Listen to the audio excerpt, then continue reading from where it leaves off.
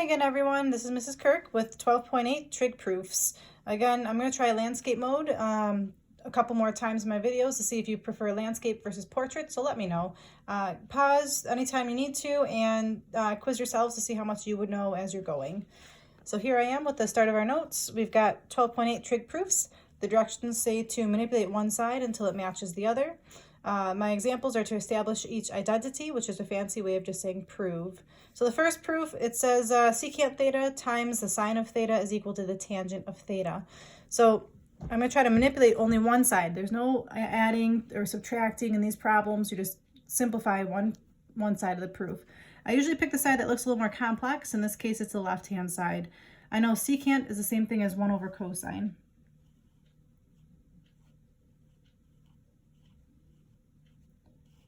Sine, I can't do anything with that, so I'll leave it as sine theta. And the right-hand side, I'm not going to do anything with that because with trig proofs, you can only manipulate one side. Now, if I'm looking at this question, I'm noticing that I can write this as sine over 1. Multiply top times top, bottom times bottom when you multiply fractions. So this becomes sine theta over cos theta.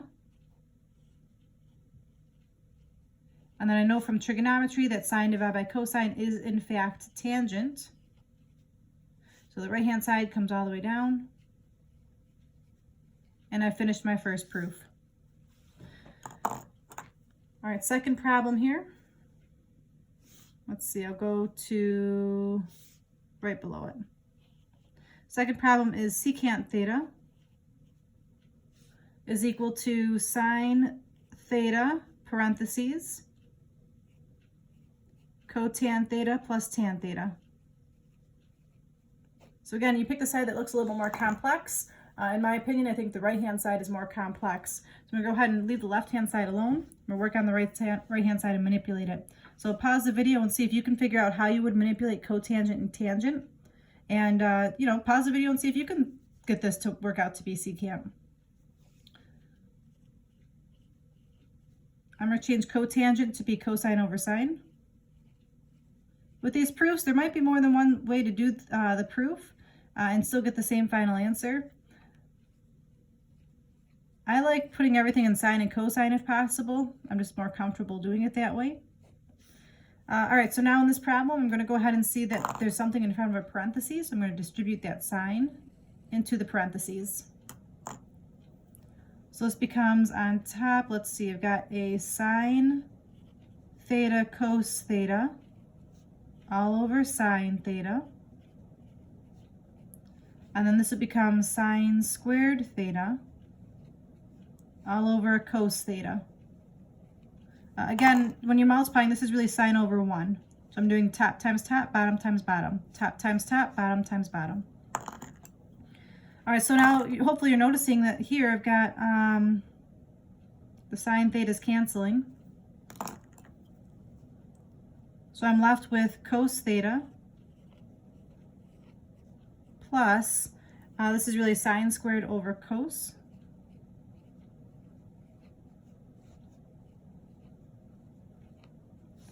And now you're trying to think about maybe combining this into one fraction somehow. So if I'm trying to make this into one fraction, you need a common denominator. So again, this would be a good time to pause the video and see if you can figure this out. To get my common denominator, I'm going to multiply this one by cosine on top and bottom.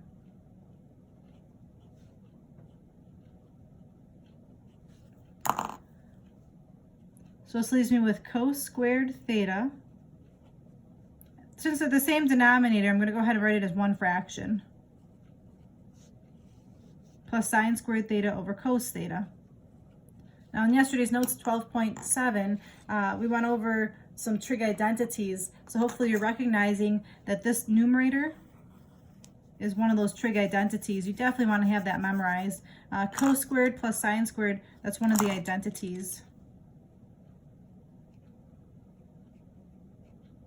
The identity is simply cos squared plus sine squared is equal to 1. So this is the same thing as 1 over cos. And wait a second, 1 over cos I know is really the same thing as secant. So I'm going to copy this all the way down here. Secant theta equals secant theta. That matches. So my proof is finished. Okay, I'm gonna go ahead and go to question number 3. So it's a good time if you need to pause it and copy something down, go ahead and do that. I'm gonna go ahead and draw my dividing line here and do my question number 3.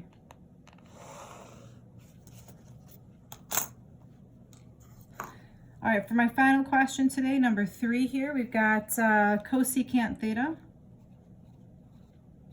minus cotangent theta is equal to sine theta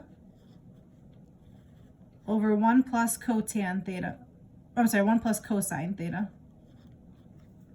All right, so here's my final question. This looks a little tricky because both sides are complicated. I can't really do much with sine and cosine, so I'm going to go ahead and manipulate the left-hand side. Cosecant is the same thing as 1 over sine. Cotangent is really the same thing as cosine over sine.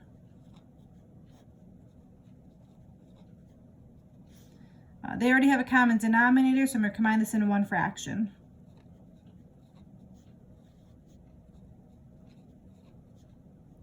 And then I'm in a little bit of a pickle because, again, I can't really manipulate sine or cosine. So I'm thinking, well, how could I make these possibly the same value?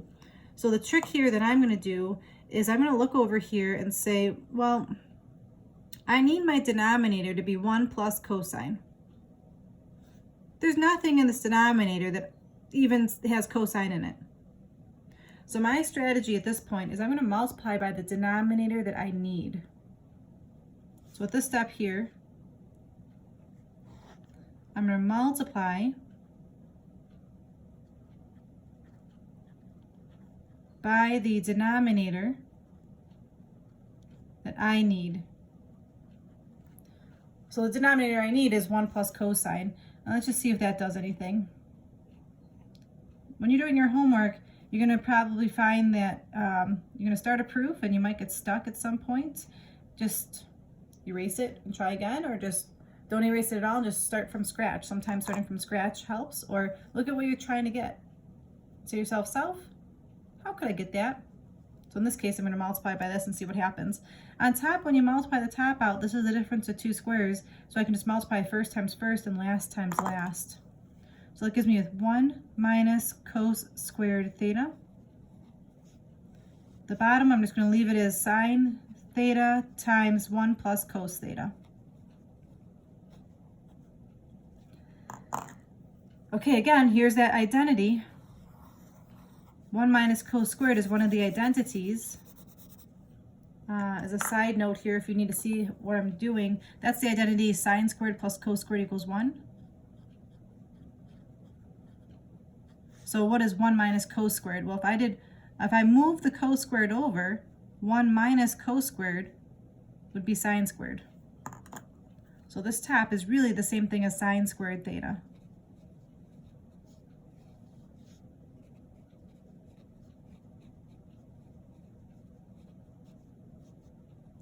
And then now hopefully you're seeing I got a sine on top and a sine on bottom, so I can cancel out the squared, cancel out sine. This becomes sine theta over 1 plus cos theta, and that matches the original proof. So again, with these questions, you cannot manipulate both sides at the same time. You can only manipulate one side, and the left side should match the right side exactly. So thank you for watching my video on how to prove. If you would like to see, I'm going to go ahead and do a 4th example. Before I do that 4th example, however, if you don't want to copy it down, that's fine. You can stop at this point, but I've got a pretty cool example I'm going to show. This is the homework that matches this. Homework 12-9, page 488, numbers 21, 25, 39, 43, 71, and the answers are on AN 56. If you are staying tuned, here's my 4th and final example. I came across a pretty cool proof that I thought you might like to see, a challenging one. So here's an extra problem here, my number 4.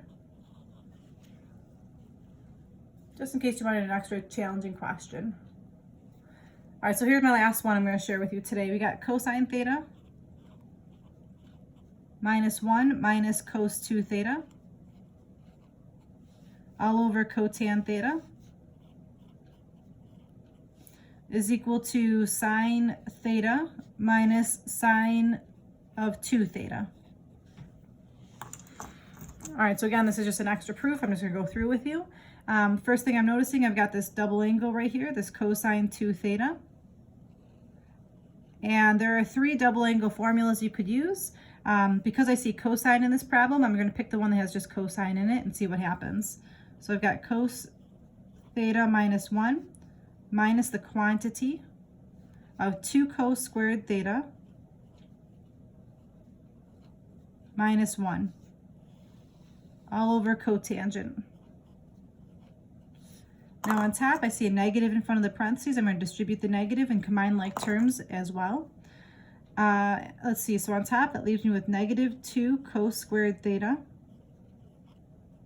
The minus 1 and then this eventual plus 1 would cancel out. So I just have plus cos theta on top.